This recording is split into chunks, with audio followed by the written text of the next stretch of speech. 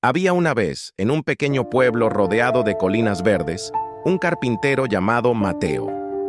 Durante toda su vida, había construido las casas más hermosas y sólidas del lugar, ganándose el respeto y la admiración de todos. Pero el tiempo no pasa en vano. Con los años, sus manos, que antes eran firmes como el roble, comenzaron a cansarse, y su espalda, que había cargado tantas vigas, pedía a gritos un descanso.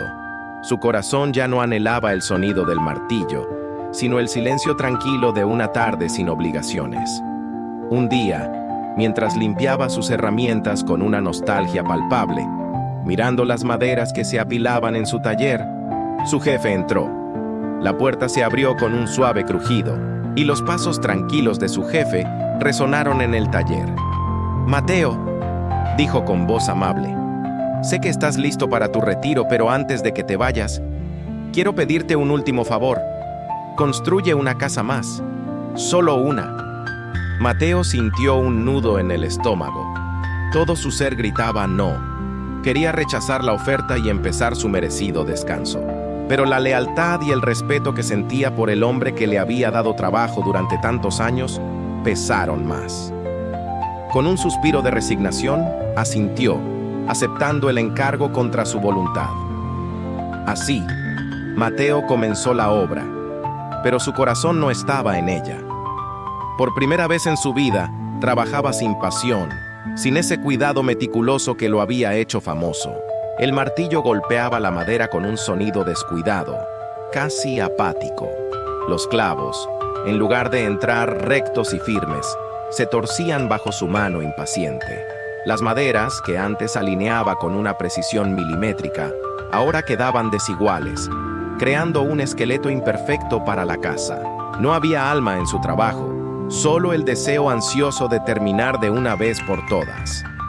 Miraba el reloj constantemente, contando los minutos para poder irse a casa, lejos del polvo y el esfuerzo. Semanas después, que para Mateo se sintieron como meses, la casa finalmente estuvo lista. Desde fuera, la estructura lucía aceptable, hermosa incluso para un ojo no entrenado. Pero por dentro, en sus cimientos y en los detalles ocultos, era débil, un testimonio silencioso de su negligencia. Mateo la observó con una mezcla de alivio y una punzada de vergüenza. «No es mi mejor trabajo», murmuró para sí mismo, «pero ya acabé». Justo en ese momento, su jefe llegó, con una sonrisa radiante. «Excelente, Mateo. Sabía que podía contar contigo. Gracias por tu esfuerzo», exclamó el jefe con genuina alegría. Luego, sacó un juego de llaves y mirándolo a los ojos, añadió: «Esta casa es mi regalo de despedida para ti. Es tuya». Las palabras flotaron en el aire y golpearon a Mateo con la fuerza de un mazo. Se quedó sin aliento, sin palabras. Su rostro se congeló en una máscara de incredulidad, mientras el jefe, ajeno a su tormenta interior, depositaba las frías llaves de metal en su mano temblorosa. El silencio que siguió pareció eterno, pesado, lleno de un arrepentimiento que apenas comenzaba a nacer. Y entonces lo entendió todo. El golpe de realidad fue brutal. Había construido su propia casa, el hogar donde pasaría el resto de sus días, el refugio que tanto había anhelado. Lo había levantado con prisa, con desdén, sin una pizca del amor que había puesto en cada una de las otras casas del pueblo.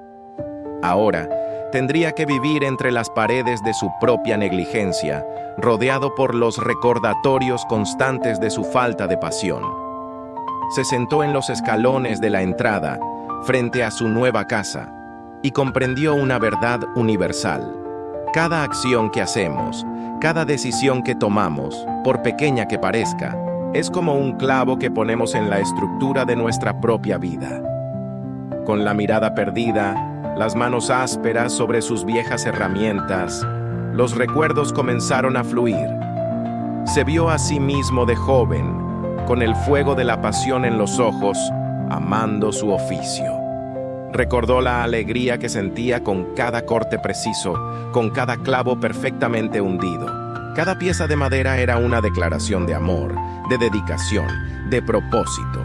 Y en ese instante de claridad, entendió que el problema nunca fue el trabajo. El problema era el corazón con que lo había hecho. No se trata de lo que haces, sino de quién eres mientras lo haces.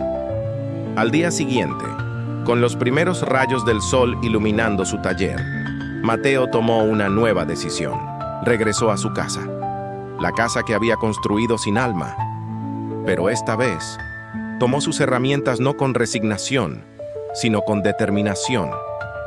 El sonido del martillo volvió a escucharse, pero ahora era firme, rítmico, lleno de intención. «Haré de este lugar», se prometió a sí mismo con una sonrisa serena, «el reflejo de lo mejor de mí». Comenzó a repararla, a reforzarla, a embellecerla, esta vez con paciencia, con entrega y con una fe renovada en sí mismo y en su trabajo. La vida, al igual que esa casa, la construimos nosotros mismos día a día.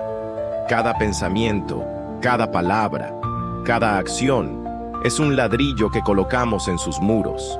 Hazlo con amor, con integridad, con propósito, incluso en los detalles más pequeños que nadie más ve, porque al final del camino tendrás que vivir dentro de lo que tú mismo hayas construido. Asegúrate de que sea un lugar digno de tu espíritu. Gracias por acompañarnos en esta reflexión.